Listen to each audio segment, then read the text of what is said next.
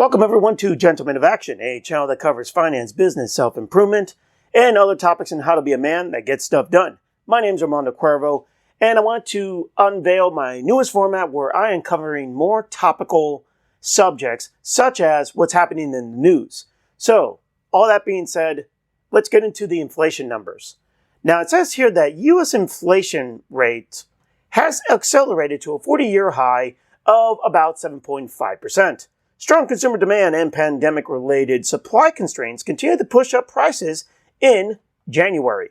Now, this is being reported by the Wall Street Journal, which, if you guys don't have a subscription, that's okay. I got one, so you don't necessarily need one, unless, of course, you want to go and check my work, which I'll put all the descriptions, or rather the links, in the description below.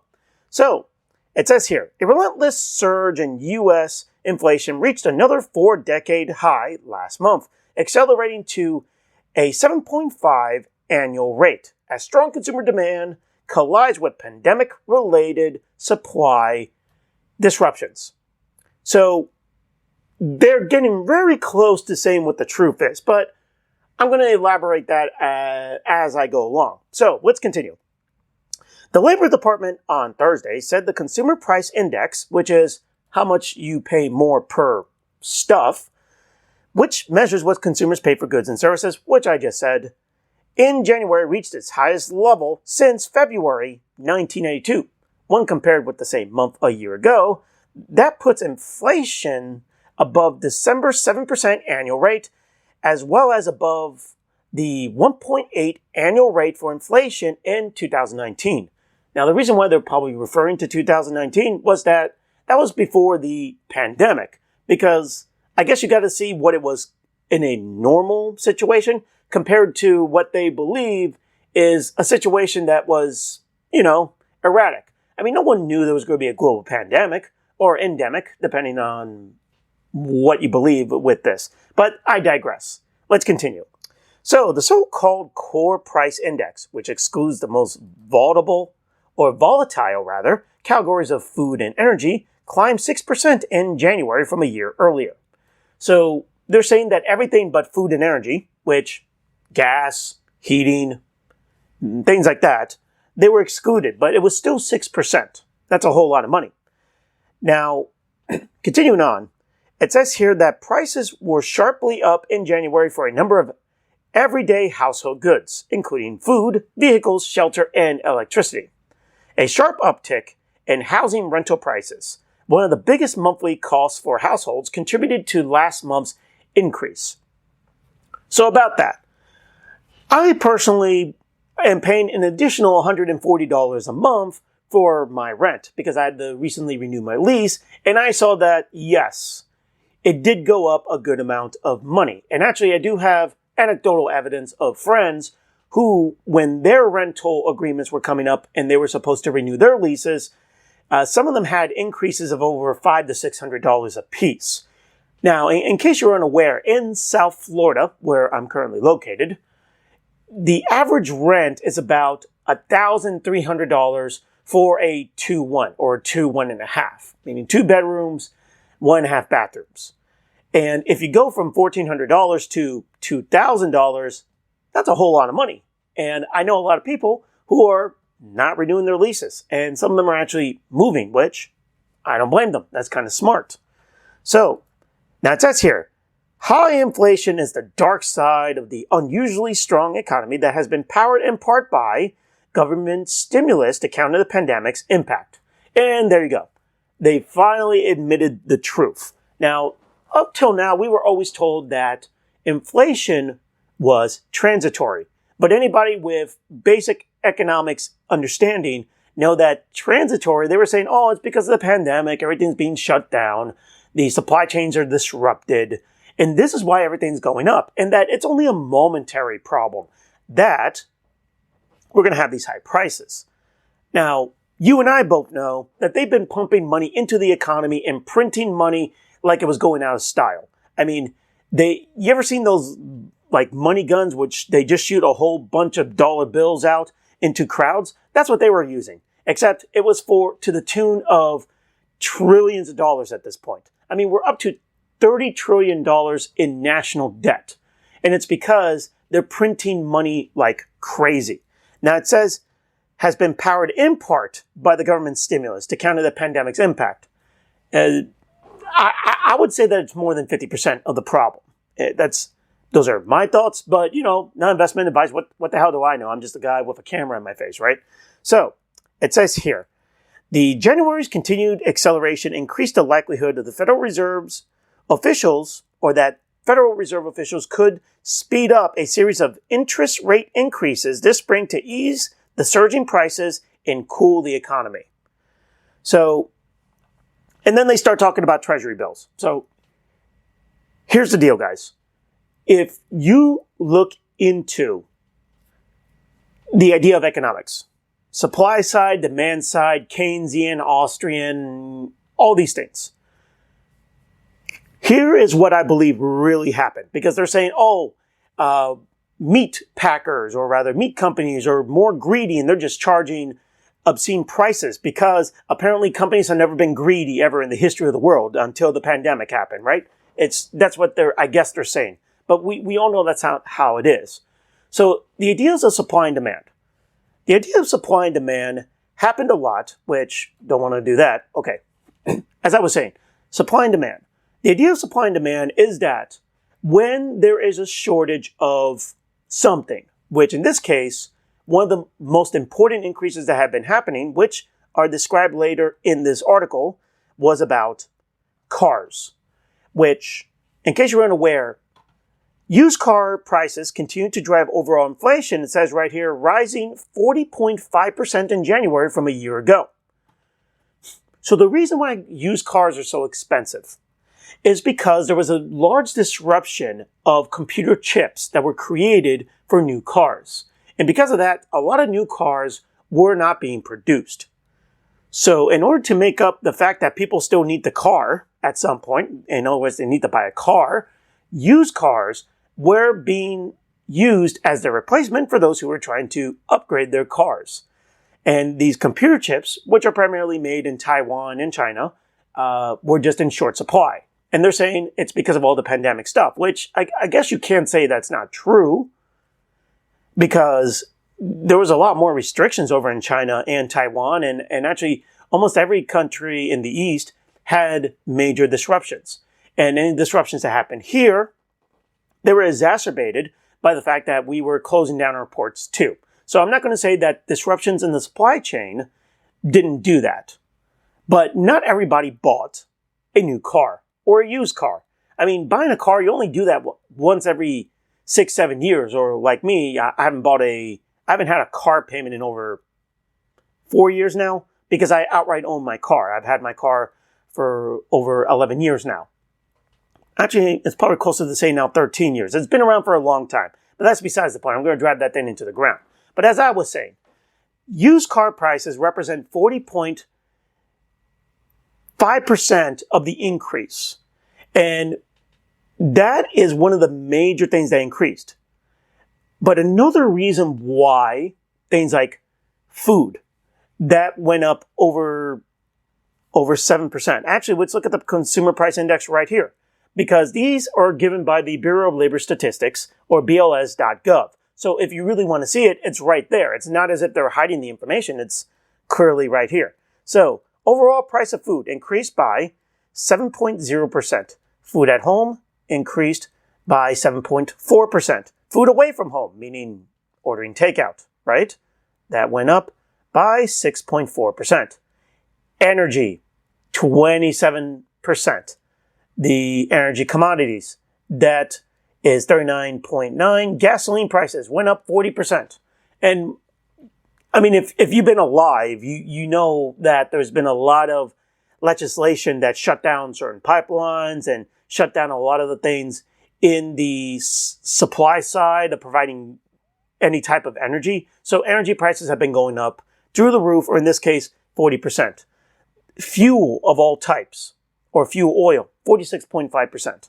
So this is actually pretty important. But it says here that food has only gone up 7.0%. If you guys have been to the store, you know that it's a lot higher than that. And honestly, these numbers, as much as we like to believe the Fed, we can honestly say that we know that the official inflation numbers, 7.5%, it's a lot higher than that. And this is why guys like myself are investing in things like cryptos and maybe throwing my money at some companies that have been going down because in the stock market, because inflation is going to hit us like a Mack truck. Actually, it's hitting us now. And keeping your money in the bank, it's a losing proposition. Now, I'm not telling you to go and just buy a whole bunch of cryptos and buying every Shiba Inu and Doge that there is, or doggy coin as I call them, but you got to get a little financially smart at this point to understand what happens during inflationary times. So, that being said, the article went to go and cover the things I just said. It says food prices surged 7% at the sharpest rise since 1981. Energy prices rose 27%, easing from November's peak of 33.3%, which means that the amount of inflation allegedly on average lowered from November. But if that's the case, how come the annual average still went up, even though energy went down by 6 percentage points? It's because everything's carrying over to all the other aspects of everyday life. And funny enough about cars, if a used car went up 40.5%, does anybody remember that Hertz right here declared bankruptcy, which creates, it says right here, Hertz bankruptcy creates a huge stock of bargain price used vehicles or used cars. I remember that I'm older than 3 years old, and I remember when this happened, and people said, hey, man, I got to go and buy a new car or a used car. And I said, you know what? I should have probably done the same thing, because it says right here, if you bought the BMW 7 Series, it says here, average value below market value was, or average percent, 13.7%. Chevy Trax was 13.4%. Nissan Versa was 12.4% under. Nissan Quest, or the Volkswagen Golf, they were 12.3% on average off of each car. So I kind of wish I bought a car when I saw this, because by all means, I knew that with the offload of all these cars went down in price. And this is supply and demand at its greatest example. Because when a company like Hertz is declaring bankruptcy and they need to get rid of all these cars because otherwise they're just not going to make their money back. It's just not going to happen. Well, I could have gotten an awesome, sweet deal. But now it went the other way, where there's no new cars coming out, and now everybody's trying to buy up cars, and now everything's more expensive. So this was the perfect example of where one market aspect totally disrupted cars, and then it went back to the opposite way. But what am I trying to say with all this? Is that supply and demand was really much in use. And that's because you take away cars, that means there's fewer cars. And with less cars, yet the same amount of demand, the price of a car goes up.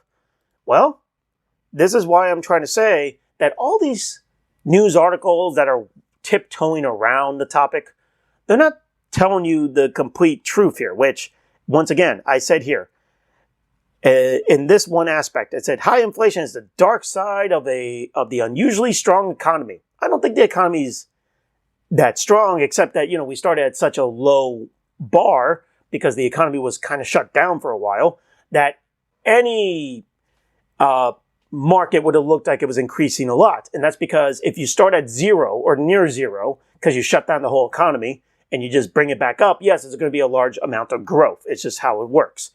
But it says here, in part by government stimulus to counter the pandemic's impact. So much like how supply and demand was a factor in making a car less expensive and more expensive, this is what's happening to the American dollar. I think that there are some websites that are saying that it's upwards to almost that the amount of money that exists today, it went up by about 50%, which possibly that we have 50% more dollars than we ever had because they just kept on printing them.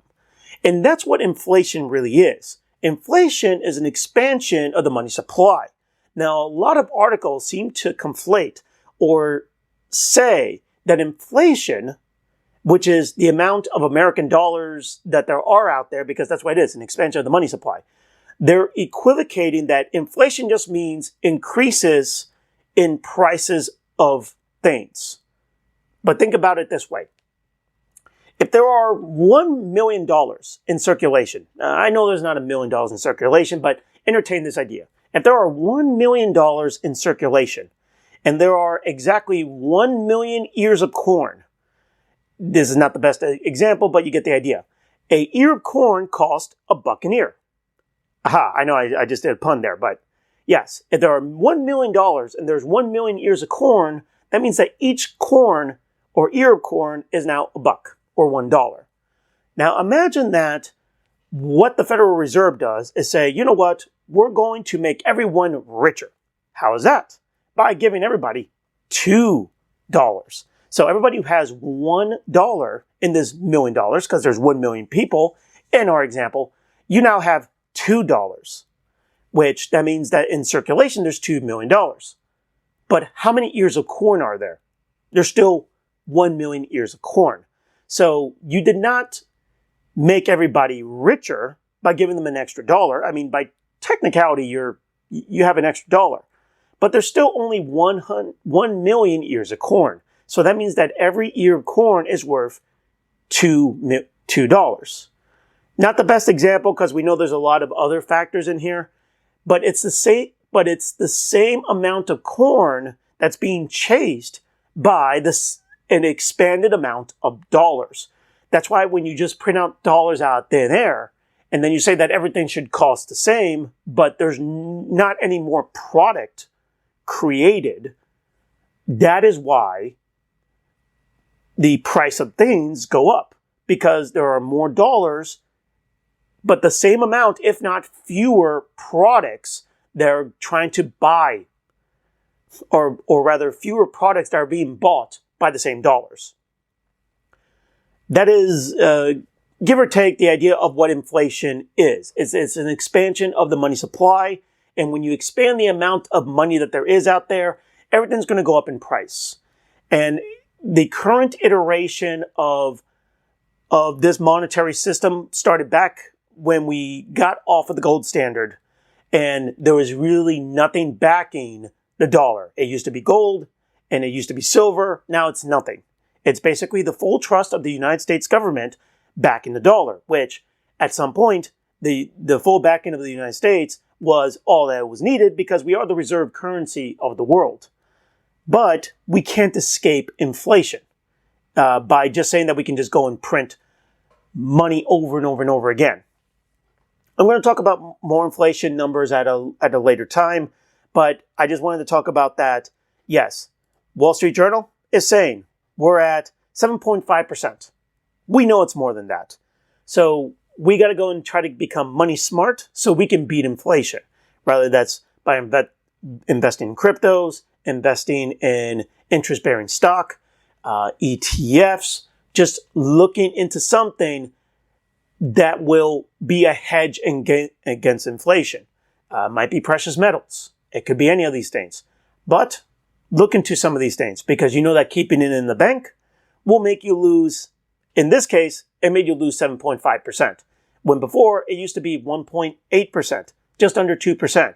But you were still losing 2% because savings accounts pay you 0.1 of a percent. So I think it's either 0.1 or 0.01 of a percent.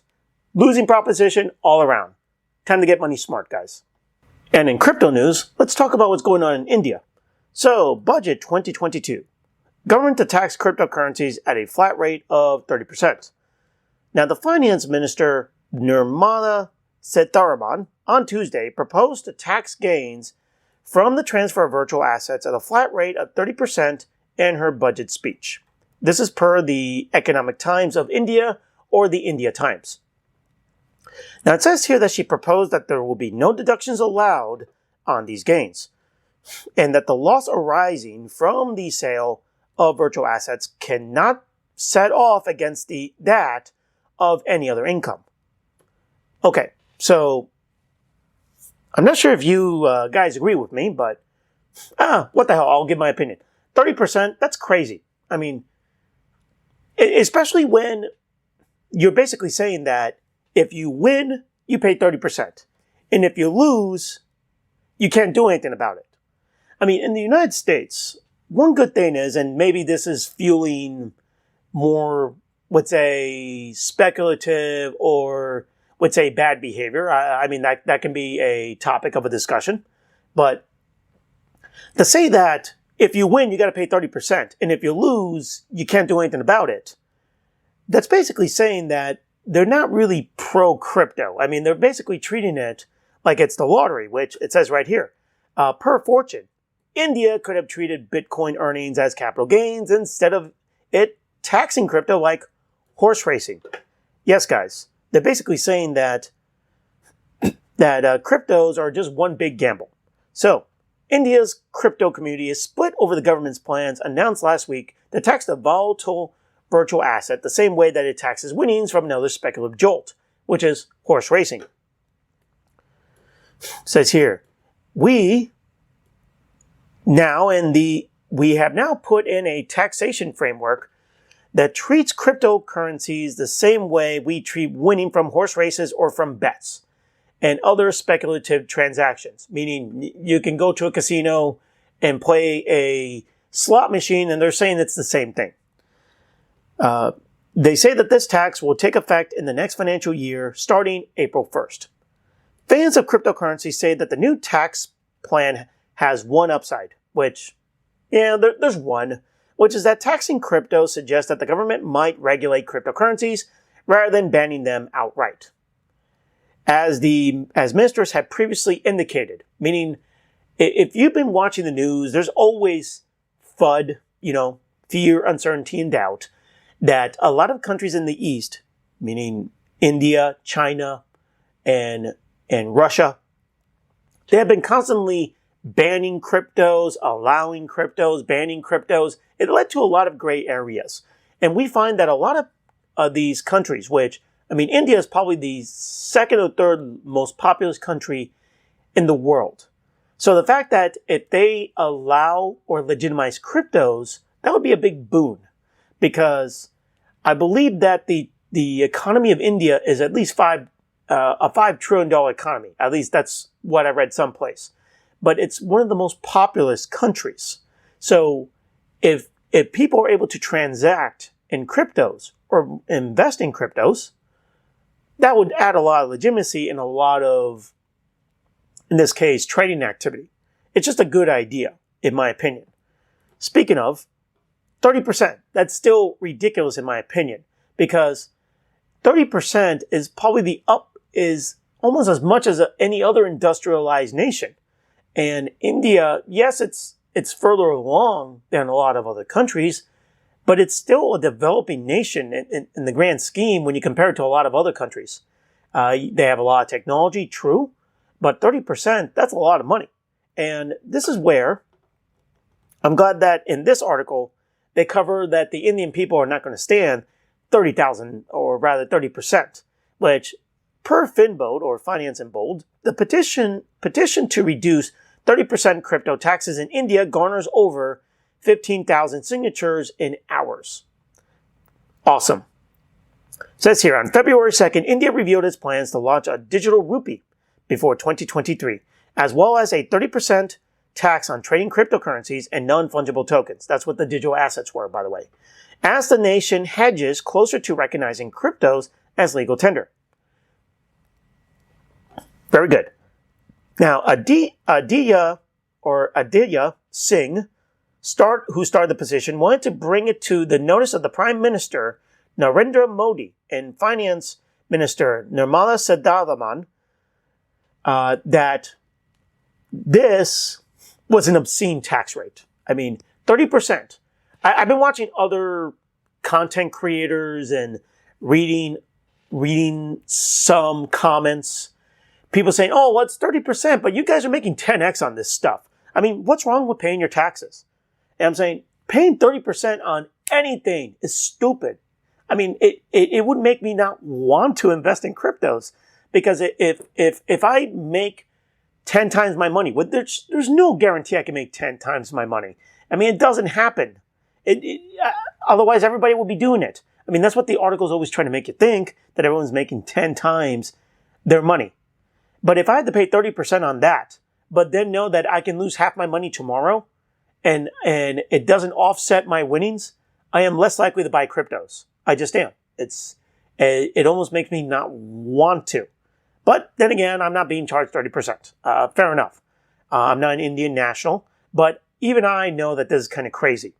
So, as I was saying, it says here that approximately 15 to 20 million crypto investors are registered in India, with thousands of young Indians with an average age of 17 to 27 years old actively involved in developing and implementing different services in the crypto industry, which is true. I mean, India is a hub for IT. They're actively working on this blockchain technology. So these investors, a lot of them do know how it works. And I'm pretty sure that the finance ministers have no idea what a blockchain is. They don't know what a Bitcoin is. Well, they might know what a Bitcoin is, but they don't know what a Cardano is. They don't know what a Solana is. They don't know what a Stellar Lumens is. They don't know what those things mean. They think that, oh, NFTs, people making millions of dollars. Well, we want 30% of that. Well, I'm glad that they started a petition, and it says here that over 15,000. Well, here's the current petition, right now, and just reloading. It says here, government in India introduced reasonable crypto tax policy. It's now currently at 80,014, which is amazing, because I'm glad that the Indian people are petitioning this, because this is crazy. Now, I'm not an Indian national. I don't feel right writing this petition, but I do see here that a lot of the people who are doing the petition appear to be Indian nationals, which, very good. Make sure that you get a change in that, because what happens in your country is going to affect what could happen here. And I want a conversation had where we could legitimize cryptocurrencies. Because remember, it's not just some dog meme coin, right? I mean, Doggy Coin, Shiba Inu, Doge, all these things. This is not just some gambling game where we put an animal on it and then we make $10 billion. It's not that. These are legitimate technological advances, which is blockchain. And these could be used to make everyone's lives better. That's my opinion. That's why I'm invested in it. And I'm glad that a lot of Indian nationals are petitioning this and are trying to make sense of it and make sure that it doesn't just get outright banned, but they at least start the conversation. So, let's root for Indian brothers over there when it comes to the crypto space. In other crypto news, let's talk about Russia. So, it says here, at least reported by Fortune, Putin's Russia was set to crack down on crypto and ended up embracing it in a bear hug. So says Fortune.com. By the way, bear hug, I like the writing in this. I think that guy should get the Internet Award for funny puns. Anyway, Russia is the latest country to give crypto a stamp of approval. For now, at least. A document that sets the principles for cryptocurrency regulation appeared on a government's website Tuesday night, according to CoinDesk, which I'm going to be talking about later. Here's the CoinDesk article that they're referring to. It says here, the document says that cryptocurrency purchases are permitted through locally registered and licensed companies, which would require buyers to verify their identities and help government agencies track transactions. Okay, enough of that. Let's go to the CoinDesk article, because they're referring to it anyway. It says here, Russia to regulate cryptos, dispelling fears of banned. It says here, the government's plan to license exchanges and tax large transactions has the support of the central bank, which previously wanted to outlaw crypto mining and trading. It says right here, instead of banning cryptocurrencies, the Russian government has decided to regulate them, which, I mean, isn't that what you always do with everything that you want to ban? Just regulate instead, make some money. It says here, this would then legitimize a $2 trillion asset class in the world's 11th largest economy, which $2 trillion, that's the current market cap right now in February 2022 of cryptocurrencies, in case you're wondering where that number came from. It says here, a document setting the principles for regulation of cryptocurrencies appeared on the government's official website. Now, I'm not going to go to that website because I can't really read Russian anyway, so I'll just take their word for it. It says here, in Russia, residents own over 12 million cryptocurrency accounts and about 2 trillion rubles worth of crypto, according to the government's document, which is, again, it says right here, PDF in Russian. So I'll take their word for it. It says here that the country ranks 3rd in the world in Bitcoin mining, which a share of the Cambridge Center for Alternative Finance agreed with, meaning that they're probably not making this up.